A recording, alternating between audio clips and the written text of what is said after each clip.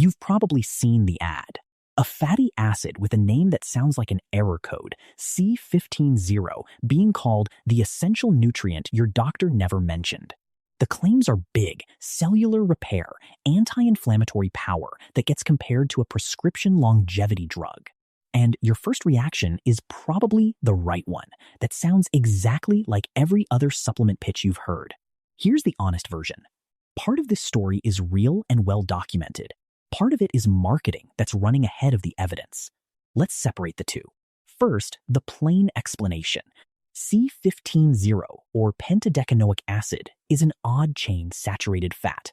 Most fats in your body have an even number of carbon atoms. This one has 15, which is unusual enough that scientists have been curious about it for decades. You get it mainly from full-fat dairy, cheese, butter, whole milk, cream. It's only about 1% of the fat in milk, which is why decades of switch to skim advice quietly reduced how much of it people were eating. But here's the part the ads leave out. Your body doesn't only get C15 from dairy. Your gut bacteria make it for you. When they ferment fiber from vegetables, legumes, oats, and other plant foods, they produce a short-chain fatty acid called propionic acid, and your liver converts that into C15. That's actually the center of a real scientific debate. A 2024 mini-review in the journal Biochemie by Ciesielski and colleagues looked at whether C15 truly qualifies as essential, meaning your body genuinely can't make its own, and concluded the evidence for that claim is shakier than the marketing suggests, precisely because your gut bacteria can produce it for you. So why is everyone suddenly talking about it? Because there are really 3 separate layers of evidence bundled into the hype, and they don't all carry the same weight. Layer 1 is observational data, large population studies where researchers measure C15 in people's blood and see what tracks with it, and the pattern is genuinely consistent. Higher blood C15 has been linked to lower rates of cardiovascular disease, lower rates of type 2 diabetes, and lower all-cause mortality across multiple studies.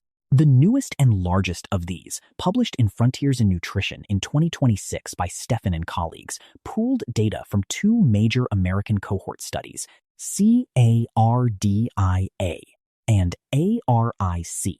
Their own conclusion in the title of the paper itself is worth repeating word for word in spirit. The relationship is real but modest, and it's an observational association without evidence of causality. In plain terms, people with higher C15 tend to be healthier, but that doesn't prove the fatty acid is what's making them healthier. Layer 2 is cell-based and animal research, and this is where the most dramatic claims come from.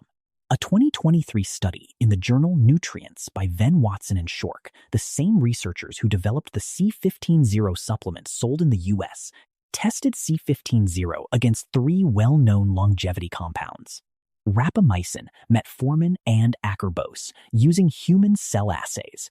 C15 matched or approached rapamycin's activity across several inflammatory and cellular pathways. That's genuinely interesting science. But it sells in a dish, at controlled doses, not a clinical trial in living people. And it's worth knowing the same team that ran this study also owns the patent on the supplement. Layer 3, the one that actually matters most for you, is human clinical trials. So far, there are 2 small ones. A 2024 randomized controlled trial in the Journal of Nutrition, led by Robinson and colleagues, gave 30 overweight adults either 200 milligrams of C15 daily or a placebo for 12 weeks. Only about half of the people taking the supplement actually showed a meaningful rise in blood, C15, and in that responsive half, liver enzymes improved, suggesting a possible benefit for fatty liver. But there was no weight loss, no blood pressure change, and no cholesterol improvement in the group overall. The second trial, the TANGO study published in the American Journal of Clinical Nutrition by Chui and colleagues in 2024, followed 88 women in China with fatty liver disease, comparing diet alone, diet plus C15, and a no-intervention control. Diet plus C15 modestly outperformed diet alone on LDL cholesterol and increased one specific beneficial gut bacterium, but both diet groups reduced liver fat by a similar amount. The supplement added a small edge, not a transformation. Now, I want to be straightforward with you about one more thing, because that's what this channel is built on. A 2025 study in the European Journal of Nutrition by Wu and colleagues reanalyzed the odd-chain fatty acid data and found something that complicates the whole story. Statistically, it looks like a related fatty acid, C15, may be doing more of the protective work in these population studies than C15 itself. The two travel together in dairy fat, so older studies that measured only C15 may have been crediting it for a benefit that partly belongs to its neighbor. That's exactly the kind of honest, still unsettled science I'd rather hand you than a clean marketing story, and it's the reason I show up twice a week instead of once a year with a verdict. This field is moving, and subscribing means you get the update as the evidence actually develops, not the sales pitch. So what can you actually do with this today?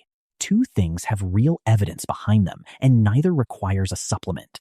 First, feed the bacteria that make C15 for you, fiber from legumes, oats, vegetables, and foods with inulin, like garlic, onions, and asparagus, has been shown directly to raise your blood, C15.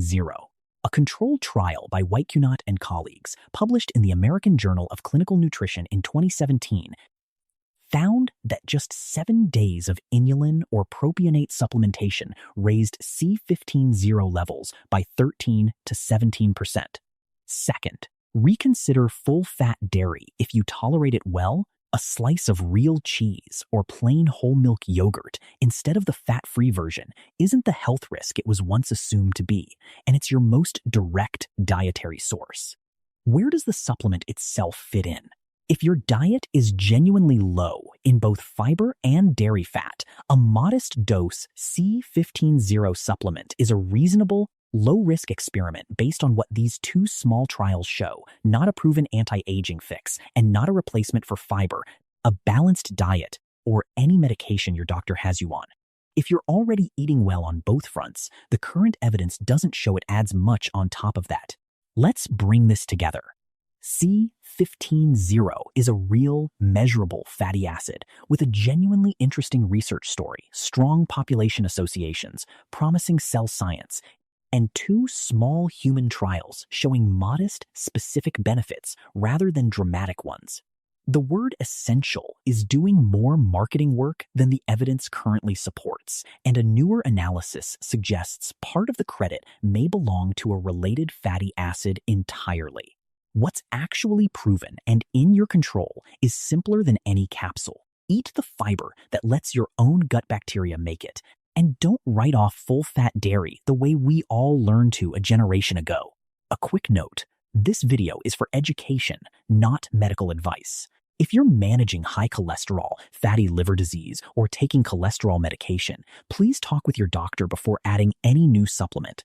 I've linked the specific formulation and dose used in these trials in the description if you want to look at it yourself. Next time, we're looking at something that affects nearly everyone after 50, whether they notice it or not. The quiet muscle loss called sarcopenia, why it happens, and what actually reverses it. I'll see you there.